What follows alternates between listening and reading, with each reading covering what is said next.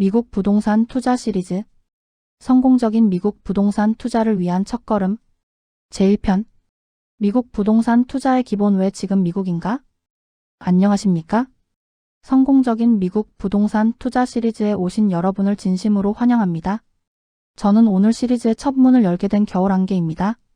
오늘부터 총 5편에 걸쳐 왜 우리가 미국 부동산에 투자해야 하는지부터 시작해서 현재 시장 상황과 미래 예측, 그리고 실전 투자 전략까지 상세하게 다룰 예정입니다. 오늘은 그 첫 번째 시간으로 미국 부동산 투자의 기본. 왜 지금 미국인가? 라는 주제로 미국 부동산이 가진 본질적인 매력과 기회에 대해 알아보겠습니다. 우리는 지금껏 너무나 익숙하게 한국 부동산 시장 안에서만 기회를 찾아왔습니다. 하지만 강력한 부동산 규제와 천정부지로 솟은 가격, 그리고 앞으로 다가올 인구 감소라는 잠재적 리스크는 우리에게 새로운 질문을 던지게 합니다.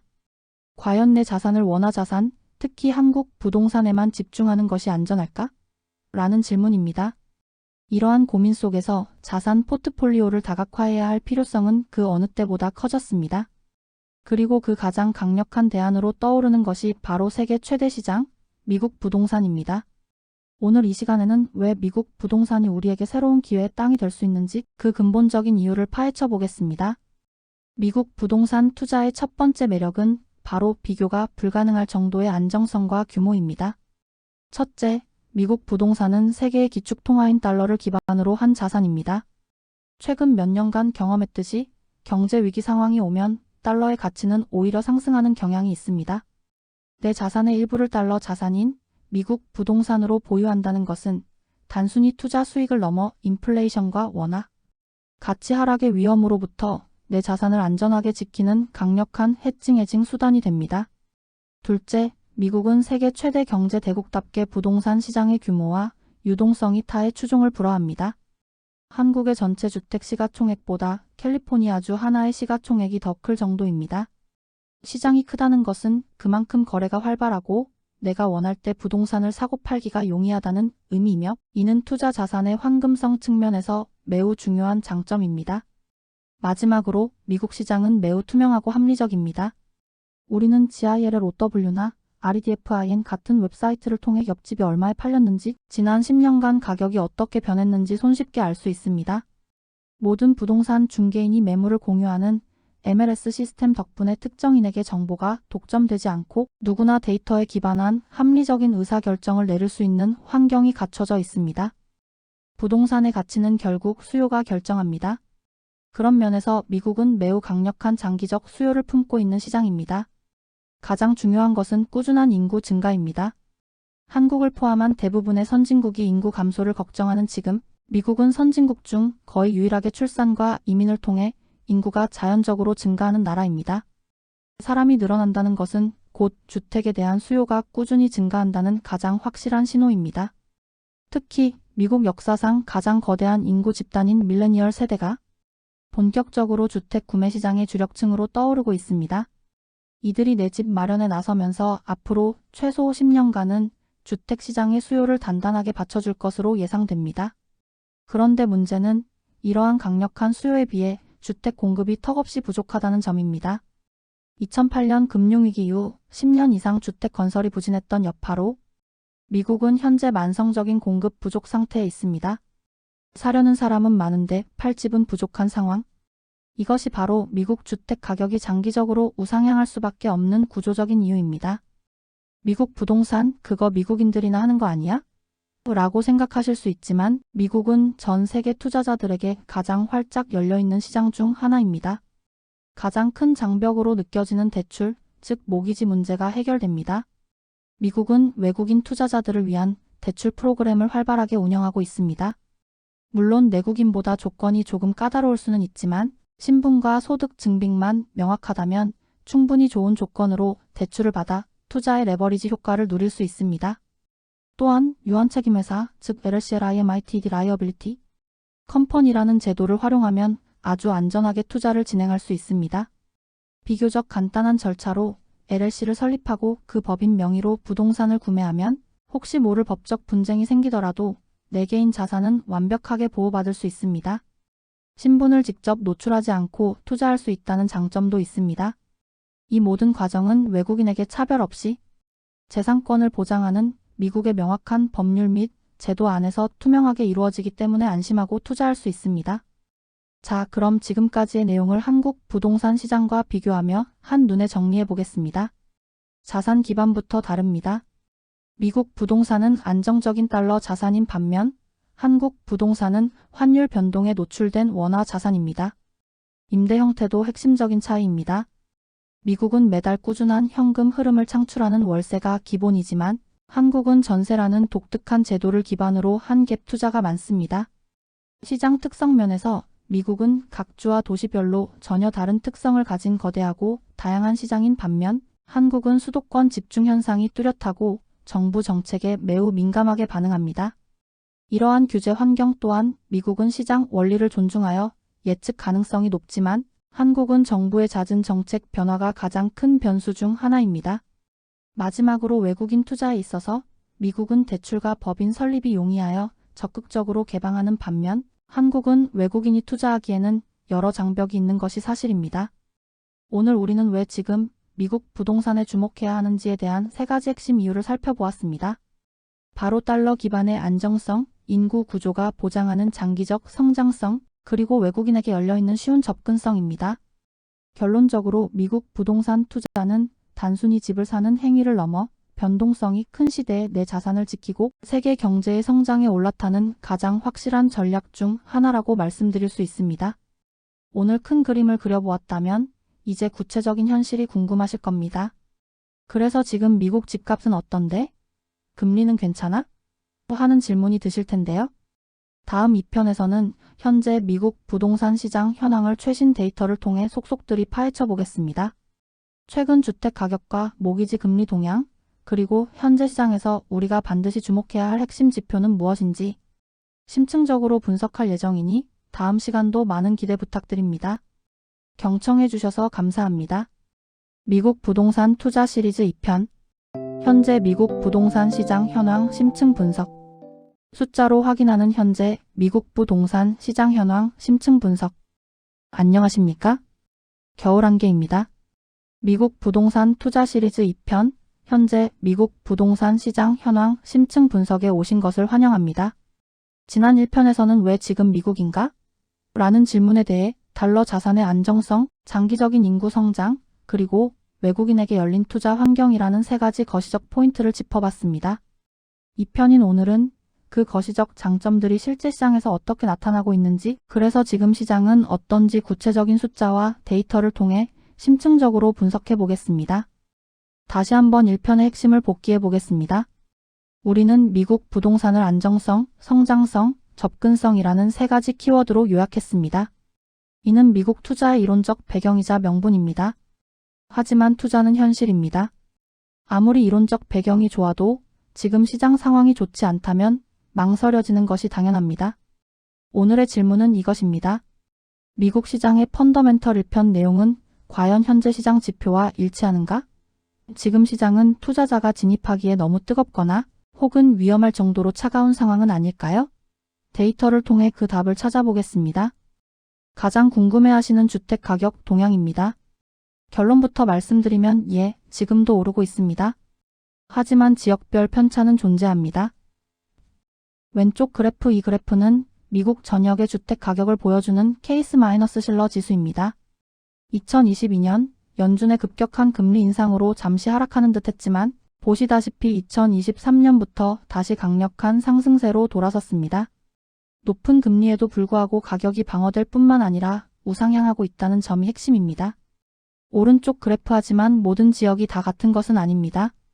보시다시피 샌디에이고나 뉴욕 같은 전통적인 인기 지역은 여전히 높은 상승률을 보이지만 팬데믹 기간 동안 폭등했던 텍사스 오스틴이나 덴버 같은 일부 지역은 숨고르기나 약보합세를 보이고 있습니다.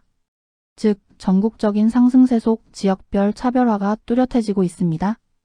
현재 시장을 이해하는 두 번째 키워드는 단연 금리입니다. 그래프 설명 보시다시피 2021년 3% 미만이었던 30년 고정 모기지 금리는 2023년 말 8%에 육박했다가 현재는 7% 전후에서 움직이고 있습니다. 이 높은 금리는 시장에 두 가지 강력한 영향을 미칩니다. 첫째, 신규 구매자에게는 이자 부담이 너무 커져 구매 여력 어포더빌러티 역사상 최저 수준으로 떨어졌습니다. 집을 사고 싶어도 못 사는 것입니다. 둘째, 기존 주택 소유자들, 특히 34%대 초저금리로 집을 산 사람들은 지금 집을 팔고 7%대 금리로 새 집을 살 이유가 없습니다. 이로 인해 매물 잠김 라크 마이너스인 이펙트 현상이 발생하며 시장에 매물이 나오지 않게 됩니다. 앞선 모기지 금리 추이 슬라이드에서 금리가 높아 수요가 줄었다고 말씀드렸는데 주택 가격 동향 슬라이드에서는 가격이 오른다고 했습니다. 수요가 줄었는데 가격이 오르는 이 모순적인 현상의 답이 바로 공급에 있습니다. 결론은 만성적인 공급 부족입니다. 그래프 설명, 현재 시장에 나와 있는 주택 재고 인번토리는 역사적 평균과 비교할 때 여전히 매우 낮은 수준입니다. 즉, 시장에 살 수 있는 집 자체가 없습니다. 그렇다고 신규 주택 공급이 원활한 것도 아닙니다. 모기지 금리뿐만 아니라 건축 대출 금리도 높고 자재비와 인건비도 올랐기 때문에 건설사들이 신규 착공을 망설이고 있습니다. 정리하자면 1편에서 본 밀레니얼 세대 등 살 사람은 많은데 수요, 기존 주택 소유자는 집을 안 팔고 매물 잠김, 신규 주택도 안 지어지는 신규 공급 부족 상황입니다. 이로 인해 가격이 떨어지지 않는 강력한 하방 경직성이 만들어지고 있습니다. 최근 뉴스에서 미국 부동산 위기라는 말을 종종 들으셨을 텐데 이는 사실 주거용 시장이 아닌 상업용 시장, 특히 오피스 시장을 지칭하는 경우가 많습니다. 이 두 시장은 완전히 다르게 접근해야 합니다. 주거용 시장은 방금 말씀드린 대로 공급 부족과 탄탄한 실거주 수요 인구 구조 덕분에 매우 견조한 흐름을 보이고 있습니다. 투자의 관점에서 안정성이 높지만 가격이 비싸 진입 장벽도 높습니다. 반면 상업용 오피스 시장은 재택근무 확산으로 인한 높은 공실률과 고금리라는 이중고를 겪고 있습니다. 우리가 듣는 위기론의 진원지이죠. 하지만 위기는 곧 기회이기도 합니다. 폭락한 자산을 저가에 매수할 기회를 찾는 투자자들에게는 고위험 마이너스 고수익 하이 마이너스 RISK 하이 마이너스 리턴 시장이 될 수 있습니다. 그렇다면 이렇게 복잡한 시장에서 우리는 어떤 지표를 주목해야 할까요? 세 가지를 제안합니다. 첫째, 주택 재고입니다. 만약 재고가 눈에 띄게 쌓이기 시작한다면 이는 공급 부족이 해소되거나 수요가 급격히 위축된다는 신호이며 시장 냉각의 첫 번째 사인입니다. 둘째, 시장 체류 기간, 즉 매물이 팔리는 데 걸리는 시간입니다. 이 기간이 길어진다는 것은 구매자들이 집을 사는데 신중해지고 있다는 뜻이며 판매자 우위에서 구매자 우위 시장으로 넘어가고 있다는 신호입니다. 마지막으로 금리 인하 시점입니다. 모두가 이것만 바라보고 있죠. 만약 연준이 금리를 인하하기 시작하면 7% 금리에 눌려있던 잠재적 구매, 수요와 3% 금리에 묶여있던 잠재적 매도 물량이 동시에 시장에 쏟아져 나올 것입니다. 이때 시장이 어떻게 반응하는지가 향후 방향성을 결정할 것입니다. 이 편의 내용을 한 문장으로 요약하겠습니다. 현재 미국 주거용 부동산 시장은 높은 금리가 수요를 억누르는 힘과 극심한 공급 부족이 가격을 떠받치는 힘이 팽팽하게 맞서는 힘겨루기 장세입니다. 이 요약을 들으시면 아마 이런 질문이 생기실 겁니다. 그래서 이 힘겨루기는 언제 끝나는데? 결국 어느 쪽이 이기는데? 이 질문에 대한 답을 다음 3편 2025년 이후 미국 부동산 시장 예측편에서 자세히 다뤄보겠습니다. 연준의 정책, 거시경제지표, 그리고 주요 기관들의 전망을 통해 상승과 하락 시나리오를 모두 분석해 보겠습니다. 경청해 주셔서 감사합니다. 2025년 이후 미국 부동산 시장 예측 3편 상승 vs 하락 시나리오. 안녕하십니까? 겨울안개입니다. 미국 부동산 투자 시리즈 3편 2025년 이후 미국 부동산 시장 예측편에 오신 것을 환영합니다. 1편에서 왜 미국인가에 대한 펀더멘털을, 2편에서는 현재 시장이 어떤 상황인지 데이터를 통해 확인했습니다.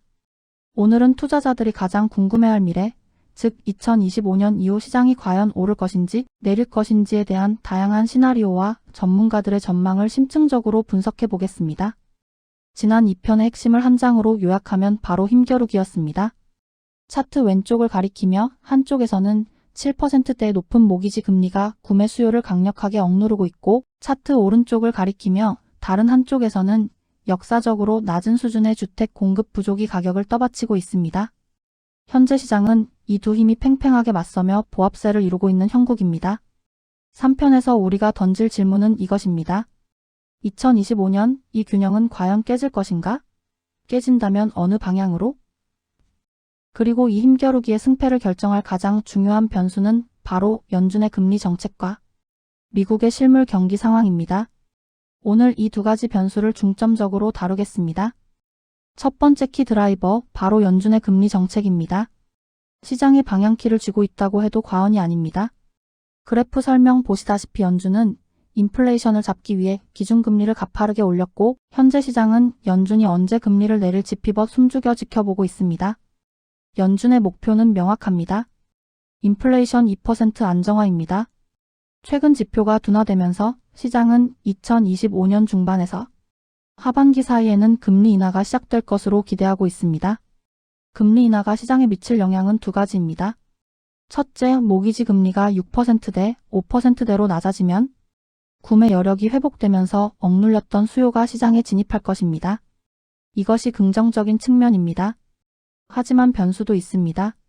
금리가 낮아지면 34%대 저금리에 묶여 집을 팔지 못하던 매물, 잠김 라크 마이너스인 현상이 해소되면서 공급 또한 동시에 늘어날 수 있습니다. 즉, 수요와 공급이 같이 늘어나는 것입니다. 두 번째 키 드라이버는 시장의 체력, 즉 거시 경제 지표입니다. 금리가 아무리 낮아져도 내 경제 상황이 나쁘면 집을 살 수 없습니다. 가장 중요한 것은 GDP, 즉 경제 성장률입니다. 전문가들은 현재 사프트 랜딩과 하드 랜딩 두 가지 시나리오를 제시합니다. 소프트 랜딩은 경제가 침체 없이 안정적으로 둔화되는 것으로 수요가 유지되며 가격이 상승하는 베스트 시나리오입니다. 반면 하드 랜딩, 즉 경기 침체가 발생하면 수요가 급감하며 가격이 하락할 수 있습니다. 그리고 이 경기 상황을 판단하는 가장 확실한 지표가 바로 고용시장입니다. 시장에서 집값은 금리가 아니라 일자리가 결정한다는 말이 있습니다. 맞는 말입니다. 실업률이 3에서 4%대로 낮게 유지된다면 사람들은 소득이 있기에 높은 금리를 감내하고 집을 삽니다. 하지만 실업률이 5%를 넘어 급등하기 시작하면 일자리를 잃은 사람들이 집을 급매물로 내놓기 시작하고 신규 수요는 완전히 사라집니다. 이것이 시장 붕괴의 신호입니다. 앞서 말씀드린 두 가지 핵심 변수 금리, 고용을 조합하면 2025년 이후에 두 가지 핵심 시나리오가 나옵니다. 첫 번째 상승 시나리오, 즉 소프트 랜딩입니다. 발생 확률은 중 이상으로 보고 있습니다. 이는 2025년에 연준이 금리를 인하하고 동시에 고용시장도 견조하게 유지되는 상황입니다. 이 경우 2년간 억눌렸던 잠재 수요가 시장에 복귀하는데 잠재 공급이 풀리는 속도보다 더 빠르고 강하게 유입될 것입니다. 결과적으로 시장은 다시 완만한 상승세연 3에서 5%로 돌아설 것입니다. 두 번째 하락 시나리오, 즉 하드 랜딩입니다. 발생 확률은 하로 봅니다. 이는 연준이 고금리를 너무 오래 유지하거나 예상치 못한 충격으로 경기 침체가 발생하는 경우입니다. 실업률이 급등하면 수요는 사라지고 급매물이 증가하며 일시적으로 가격이 하락 -2에서 -5% 할 수 있습니다. 다만 여기서 강조할 점은 폭락 가능성은 매우 낮다는 것입니다. 2008년 서브프라임 모기지 사태는 부실 대출과 과잉 공급이 결합된 시스템 위기였지만 지금은 2편에서 보셨듯이 극심한 공급 부족과 우량 대출자 위주의 시장이라는 점에서 근본적으로 다릅니다. 그렇다면 미국의 주요 전문 기관들은 2025년 시장을 어떻게 보고 있을까요? 표 설명 보시다시피 NAR, GILL-OW, 페니, 메이 등 대부분의 주요 기관들이 2025년 주택가격 상승률을 0%에서 4% 사이로 예측하고 있습니다. 이 수치에서 우리가 읽어야 할 컨센서스, 즉 전문가들의 공통된 의견은 명확합니다. 2008년과 같은 폭락은 없다는 것입니다. 대부분의 전문가들은 보합 또는 완만한 상승을 예측하고 있습니다. 그 이유는 앞서 분석한 금리나 경기 같은 단기 변수보다 2편에서 다룬 만성적인 공급 부족이라는 구조적 문제가 미국 주택 시장의 가격을 더 강력하게 지지할 것이라고 보기 때문입니다. 자, 그럼 이 예측을 바탕으로 우리는 어떤 전략을 세워야 할까요? 만약 상승장 소프트 랜딩을 예상하신다면 지금은 관망할 때가 아니라 적극적으로 매수를 준비할 때입니다. 모두가 기다리는 금리 인하라는 신호가 나오면 이미 시장은 뜨거워진 후일 것입니다. 경쟁이 치열해지기 전에 남들보다 반박자 먼저 움직여야 합니다. 반대로 하락장 경기 침체를 예상하신다면 현금을 확보하고 시장을 관망해야 합니다. 경기 침체는 물론 위험하지만 투자자에게는 우량, 자산을 헐값에 살 수 있는 일생일대의 기회가 될 수도 있습니다. 하지만 가장 현실적이고 공통적인 전략은 이 문구로 요약됩니다. 메리 더 하우스 데이트 더 레이트. 무슨 뜻이냐면 집은 결혼 상대처럼 평생 가야 하니 신중하게 고르고 금리는 연애 상대처럼 언젠가 헤어질 수 있으니 너무 연연하지 말라는 뜻입니다. 즉 시장 타이밍을 맞추려는 노력보다 본질적으로 좋은 입지에 좋은 매물을 찾는 데 집중하는 것이 더 중요하다는 의미입니다. 3편의 결론을 요약하겠습니다. 2025년 이후 미국 부동산 시장은 갑작스러운 경기 침체라는 돌발 변수만 없다면 금리 인하라는 기폭제와 함께 만성적인 공급 부족이 맞물려 점진적이고 완만한 상승세를 보일 가능성이 가장 높습니다. 자, 이제 1편부터 3편까지를 통해 왜 미국에 투자해야 하고 현재 시장이 어떠하며 미래는 어떨지 모두 분석했습니다. 이제 남은 질문은 하나입니다. 좋다. 그럼 미국 땅이 저렇게 넓은데 도대체 어디에 투자를 해야 하는가? 다음 4편에서는 이 질문에 대한 답을 찾아 떠나보겠습니다. 텍사스, 플로리다 같은 고성장 지역부터 안정적인 임대, 수익형 지역까지 지역별 투자 가이드를 상세히 분석해 보겠습니다. 경청해 주셔서 감사합니다. 지역별 투자 가이드 어디에 투자할 것인가? 시세 차익형 고성장 지역 대 안정 수익형 캐시플로우 지역. 안녕하십니까? 겨울안개입니다. 드디어 미국 부동산 투자 시리즈 4편 지역별 투자 가이드 편입니다. 1편 Y, 2편 Now, 3편 퓨처를 통해 미국 시장의 매력과 현황, 그리고 미래 전망까지 모두 분석했습니다. 오늘은 그래서 어디에 투자해야 하는지, 시세 차익을 노릴지, 안정적인 현금 흐름을 노릴지에 따라 어떤 지역을 선택해야 하는지 구체적으로 파헤쳐 보겠습니다. 지난 3편의 결론을 잠시 복기해 보겠습니다. 2025년 이후 시장은 갑작스러운 경기 침체만 없다면 만성적인 공급 부족 현상으로 인해 보합 또는 완만한 상승을 보일 것이라는 게 전문가들의 컨센서스였습니다. 여기서 이런 질문이 나와야 합니다. 그럼 미국 전역이 다 같이 완만하게 오르는가? 정답은 절대 아니다입니다. 미국은 50개의 주가 모인 연방 국가입니다. 주마다 법이 다르고 세금, 특히 부동산세와 소득세가 다르며 경제 상황과 인구 흐름이 완전히 다릅니다. 뉴욕과 텍사스는 사실상 다른 나라라고 봐도 무방합니다. 따라서 1에서 3편이 왜 미국에 투자해야 하는가에 대한 답이었다면 4편은 그럼 그 미국 안에서 어디를 찍어야 하는가에 대한 답이며 이것이 실제 투자의 성패를 결정하는 가장 중요한 단계입니다. 그렇다면 지금 2025년 이후 미국에서 가장 주목해야 할 지역은 어디일까요? 단연 선벨트입니다. 선벨트는 미국 남부의 따뜻한 주들, 대표적으로 텍사스, 플로리다, 애리조나, 조지아, 캐롤라이나 등을 의미합니다. 지난 수년간 미국 내에서는 더 그레이트 마이그레이션, 즉 거대한 인구 이동이 발생하고 있습니다. 왜 선벨트로 사람이 몰릴까? 이유는 명확합니다. 첫째, 인구 유입입니다. 캘리포니아, 뉴욕처럼 세금이 비싸고 집값이 비싸며 날씨가 추운 블루 스테이트에서 세금이 싸고 날씨가 따뜻한 레드 스테이트, 즉 선벨트로 사람들이 대거 이주하고 있습니다. 둘째, 일자리 성장입니다. 인구만 오는 게 아니라 기업이 통째로 옮겨오고 있습니다. 테슬라, 오라클, HP 같은 실리콘밸리의 상징적 기업들이 본사를 캘리포니아가 아닌 텍사스, 오스틴 등으로 이전했습니다. 일자리가 생기니 사람이 더 몰리는 선순환이 발생합니다. 셋째, 가장 매력적인 이유, 바로 낮은 세금입니다. 텍사스와 플로리다는 주 소득세가 0%입니다. 캘리포니아의 높은 주 소득세 최고 13% 이상과 비교하면 엄청난 혜택이죠. 마지막으로 아직까지는 전통적인 대도시에 비해 주거 비용이 저렴하다는 장점도 있습니다. 이러한 선벨트 지역 내에서도 본인의 투자 성향에 따라 전략이 나뉩니다. 첫 번째는 시세 차익형 투자입니다. 이는 당장의 월세 수익 현금 흐름은 좀 낮더라도 5년, 10년 뒤에 큰 폭의 자산 상승, 즉 시세 차익을 노리는 전략입니다. 대상 지역은 앞서 말씀드린 선벨트의 핵심 거점 도시들입니다. 이 도시들은 일자리와 인구 증가율이 미국 평균보다 2에서 3배 이상 높습니다. 주택을 사려는 수요가 공급을 압도하기 때문에 가격 상승률이 매우 가파르게 나타납니다. 대표적인 예가 텍사스의 오스틴이나 댈러스, 플로리다의 템파나 올랜도 같은 도시들입니다. 물론 단점도 있습니다. 집값은 비싼데 월세는 그만큼 따라오지 못해 임대 수익률 자체는 연 2에서 4% 정도로 낮게 형성됩니다. 서울 아파트 투자와 비슷하다고 보시면 됩니다. 두 번째 스타일은 정반대입니다.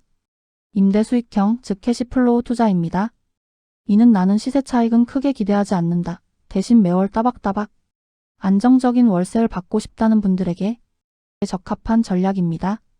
대상 지역은 미드웨스트의 2선 도시나 선벨트라도 중심지가 아닌 2선 도시들입니다. 이 지역들의 가장 큰 특징은 주택 가격 자체가 매우 저렴하다는 것입니다. 도시나 상태에 따라 10만 불, 20만 불대, 즉 1에서 3억 원대의 주택도 찾을 수 있습니다. 집값은 싼데 월세는 상대적으로 높아 임대 수익률이 연 6에서 8%, 많게는 10%까지도 나옵니다. 한국에서는 상상하기 힘든 수익률이죠. 대표적인 도시로 인디애나폴리스, 캔자스시티 또는 남부의 버밍햄, 멤피스 같은 곳들이 있습니다. 물론 단점은 시세 차익은 크지 않다는 점입니다. 많은 분들이 미국 부동산 하면 뉴욕 맨해튼이나 LA 베벌리힐스를 떠올립니다. 물론 이 전통적 대도시들은 그 자체로 글로벌 안전 자산입니다. 시장 규모가 압도적이고 경기가 나빠져도 자산 가치 방어력이 뛰어납니다. 하지만 단점도 명확합니다. 가격이 너무 비싸고 부동산 규제가 복잡하며 임대 수익률은 시세 차익형 도시보다 더 낮습니다. 또한 최근 팬데믹 이후 재택근무 확산으로 인해 도심에서 교외로 인구가 빠져나가는 도넛 현상도 겪고 있습니다. 반면 오늘 계속 말씀드린 교외 및 2선 도시들은 선벨트라는 강력한 성장 스토리를 가지고 있습니다. 재택근무 확산으로 더 넓은 집을 찾는 수요가 교외로 몰리고 있죠. 결론적으로 과거의 정답이 뉴욕이나 LA였다면 현재 시장의 모멘텀과 성장성은 확실히 선벨트의 교외 및 2선 도시로 이동하고 있습니다. 지역을 정했다면 이제 어떤 종류의 물건을 살지 정해야 합니다. 지역 특성에 맞는 주택 유형을 골라야 합니다. 첫째, 단독주택입니다. 미국인들이 가장 선호하고 미국 부동산의 표준입니다. 이런 교외의 단독주택들은 텍사스, 플로리다 같은 고성장 지역에서 시세 차익을 노리기에 가장 좋습니다. 다만 정원 관리, 지붕 수리 등 모든 관리 책임이 본인에게 있다는 점을 고려해야 합니다. 둘째, 콘도 또는 타운홈입니다. 한국의 아파트와 가장 비슷합니다. 호화라는 관리사무소 또는 주택관리조합에 매달 관리비를 내면 알아서 관리해주기 때문에 외국인 투자자가 원격으로 관리하기에 가장 편리합니다. 주로 대도시나 다운타운에 많습니다. 다만 호화 비용이 비싸고 조합 규정상 임대를 금지하는 곳도 있어 확인이 필요합니다. 셋째, 다가구 주택입니다. 한 건물에 2가구에서 4가구가 사는 형태입니다.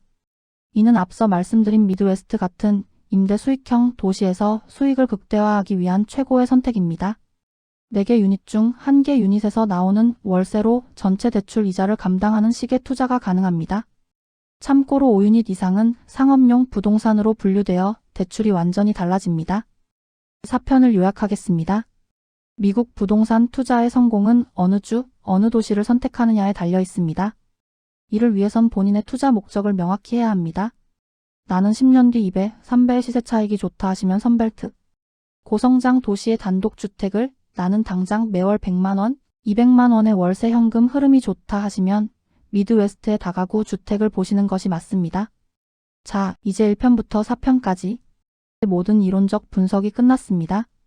투자할 지역도 정했고 물건도 정했습니다. 이제 마지막 질문이 남았습니다. 그래서 어떻게 사야 합니까?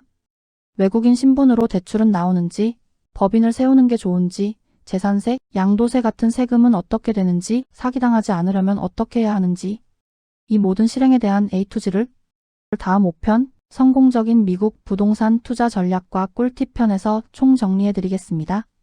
경청해 주셔서 감사합니다.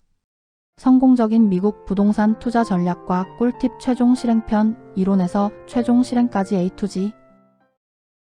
안녕하십니까? 겨울안개입니다. 1편부터 달려온 미국 부동산 투자 시리즈의 대망의 마지막 5편 성공적인 미국 부동산 투자 전략과 꿀팁 편입니다. 1편부터 4편까지가 이론과 전략을 세우는 Why, Now, Future, Where에 대한 답이었다면 오늘 5편은 이 모든 것을 어떻게 실행에 옮길 것인지에 대한 최종 실행 가이드입니다. 어부터 지까지 모든 것을 알려드리겠습니다. 지난 4편에서 우리는 본인의 투자 성향에 따라 어디에 투자할지 명확히 정했습니다. 차트 왼쪽 시세 차익이 목표라면 텍사스, 플로리다 같은 선벨트의 단독주택을 차트, 오른쪽 현금 흐름이 목표라면 미드웨스트의 다가구 주택을 선택하는 것이 유리하다고 분석했습니다. 자, 이제 여러분은 목표도 정했고 지역도 정했습니다. 그럼 이제 무슨 질문이 남았습니까? 바로 HOW 어떻게입니다. 외국인 신분인데 대출이 나옵니까? 개인으로 사야 합니까? 법인을 만들어야 합니까? 세금은 어떻고 혹시 사기당하지는 않을까요? 오늘 5편에서 이 모든 실제적인 질문에 대한 답과 핵심 꿀팁을 총정리해 드리겠습니다. 미국 부동산 투자를 결심한 분이 가장 먼저 해야 할 일은 집을 알아보는 것이 아니라 바로 법인을 설립하는 것입니다. 많은 분들이 그냥 개인 이름으로 사면 안 되나요? 라고 묻습니다. 안 되는 것은 아니지만 리스크 관리 측면에서 절대적으로 불리합니다. 결론부터 말씀드리면 무조건 LLC, 즉 유한책임 회사로 시작하셔야 합니다. 왜일까요? 세 가지 압도적인 장점 때문입니다. 첫째, 그리고 가장 중요한 것, 바로 책임 안정입니다. 만약 내가 산 집에 임차인이 살다가 다치거나 해서 저를 상대로 거액의 소송을 걸었다고 가정해보죠. 만약 개인 명의였다면 저는 패소 시 제 한국에 있는 아파트, 예금까지 모든 개인 자산으로 배상해야 합니다. 하지만 LLC 명의라면 책임의 범위가 딱 그 법인이 소유한 자산 즉 미국 집 한 채로 한정됩니다. 내 개인 자산은 완벽하게 보호되는 것이죠. 이것이 투자의 최대 리스크를 해지하는 가장 강력한 방패입니다. 둘째, 익명성입니다. 와이오밍이나 델라웨어 같은 특정 주의 법인을 세우면 내 개인 이름을 등기부 등본에 노출하지 않고 법인명으로만 부동산을 소유할 수 있습니다. 셋째, 세금 비용 처리입니다. 투자와 관련된 모든 지출, 심지어 미국에 집 보러 온 항공료, 호텔비, 대출이자, 수리비까지 모두 법인의 비용으로 처리하여 과세 대상 소득을 줄일 수 있습니다. 두 번째 질문, 미국에 소득이 없는 외국인도 대출이 가능합니까? 네, 결론부터 말씀드리면 가능합니다. 바로 DSCR 대출이라는 외국인 투자자에게 매우 유리한 상품 덕분입니다. DSCR, 즉 부채 상환 비율 대출이란 무엇이냐면 은행이 대출 심사를 할 때 저의 한국 소득이나 신용 기록을 보지 않습니다. 오직 내가 사려는 그 부동산에서 나오는 월세 수익이 월 대출 이자를 충분히 감당할 수 있는지만 봅니다. 예를 들어 월세가 $2,000 나올 집인데 대출 이자가 월 $1,500라면 DSCR은 1.33배가 됩니다. 은행 기준 보통 1.2배 이상을 넘었기 때문에 제 소득과 상관없이 대출이 승인됩니다. 물론 조건이 있습니다. 일반적으로 LTV, 즉 담보인정 비율은 60에서 70% 정도입니다. 즉 집값의 30에서 40% 정도는 현금으로 준비해야 합니다. 금리도 미국인보다는 조금 높게 책정됩니다. 투자 전략에는 크게 두 가지 플리핑과 임대 수익이 있습니다. 먼저 플리핑은 유튜브 등에서 많이 보셨을 겁니다. 낡은 집을 싸게 사서 몇 달간 멋지게 수리한 뒤 단기간에 비싸게 되파는 전략입니다. 6개월 만에 20에서 30%의 고수익을 낼 수 있다는 장점이 있죠. 하지만 저는 이 전략을 초보자와 원격 투자자에게는 절대 비추천합니다. 초고위험 전략입니다. 수리비가 예상보다 2배가 들거나 공사 기간이 2배로 늘어지거나 현지 인테리어 팀이 사기를 치는 경우가 비일비재합니다. 현지에서 직접 관리 감독할 수 없다면 성공하기 어렵습니다. 반면 임대 수익 바이 앤드 홀드 전략은 우리가 1편부터 4편까지 분석한 모든 장점을 누리는 전략입니다. 좋은 집을 사서 장기 보유하며 매월 월세를 받고 시간이 흘러 자산 가치가 오르는 시세 차익도 누리며 인플레이션 해칭까지 하는 것입니다. 이것이 바로 외국인 투자가가 취해야 할 가장 안정적이고 확실한 정답입니다. 이제 가장 골치 아픈 세금입니다. 미국은 세금의 나라입니다. 모르면 당합니다. 먼저 집을 갖고만 있어도 내는 재산세입니다. 이는 주별로 세율이 천차만별이라 투자 결정에 가장 큰 영향을 미칩니다. 예를 들어 4편에서 봤던 선벨트의 텍사스는 주 소득세가 0%인 대신 재산세가 연 2에서 3%로 매우 높습니다. 5억짜리 집이면 매년 1천만 원 이상을 재산세로 내야 합니다. 반면 캘리포니아는 프라프 13이라는 법안 덕분에 재산세가 1% 내외로 낮게 유지됩니다. 투자 포인트는 이것입니다. 4편에서 텍사스가 좋다고 해서 투자했는데 이 높은 재산세를 고려하지 않고 임대 수익률을 계산하면 나중에 큰 낭패를 봅니다. 반드시 투자하려는 지역의 재산세율을 확인하고 수익률 계산에 포함해야 합니다. 그 외에도 호화라는 관리비, 각종 보험료도 고정 지출입니다. 다음은 돈을 벌었을 때 내는 세금입니다.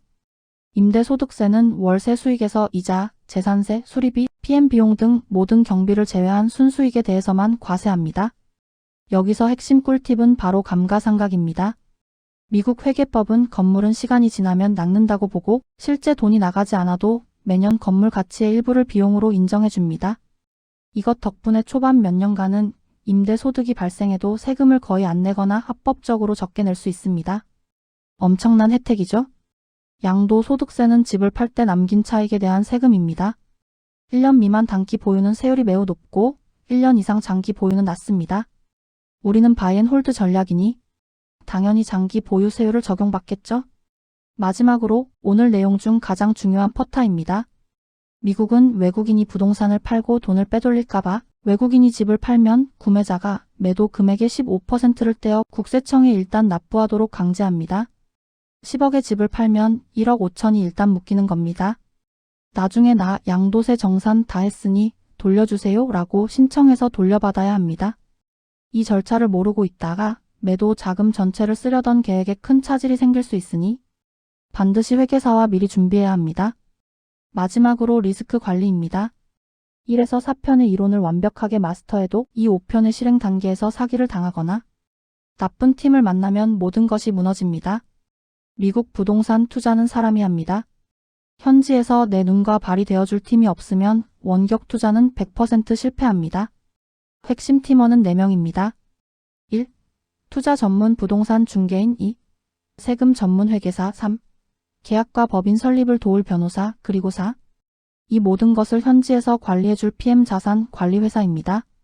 특히 원격 투자의 성패는 PM에 달려있다고 해도 과언이 아닙니다.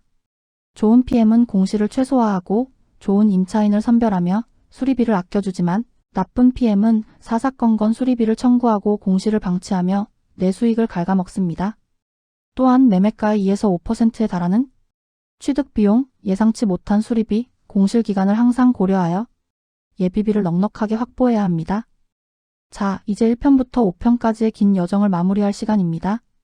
우리는 1편에서 왜 미국에 투자해야 하는지, 인구 증가, 달러 자산, 2편에서 현재 시장이 어떤지, 공급 부족 vs 금리, 3편에서 미래는 어떨지, 완만한 상승, 4편에서 어디에 투자할지, 선벨트 vs 미드웨스트, 그리고 오늘 5편에서 어떻게 실행할지, LLC DSGR 세금팀 모두 알아보았습니다. 마지막으로 드리고 싶은 조언은 이것입니다. 미국 부동산 투자는 단거리 달리기가 아닙니다. 몇 달 만에 수십 프로 수익을 노리는 플리핑이 아니라 10년, 20년을 내다보는 마라톤입니다. 조급함을 버리고 장기적인 안목으로 세계 1등 국가의 우량 자산, 달러 자산을 꾸준히 모아간다는 편안한 마음으로 접근하시길 바랍니다. 긴 시간 5편의 시리즈를 경청해 주셔서 진심으로 감사합니다. 끝까지 시청해 주셔서 감사합니다. 영상이 마음에 들었다면 구독 신청,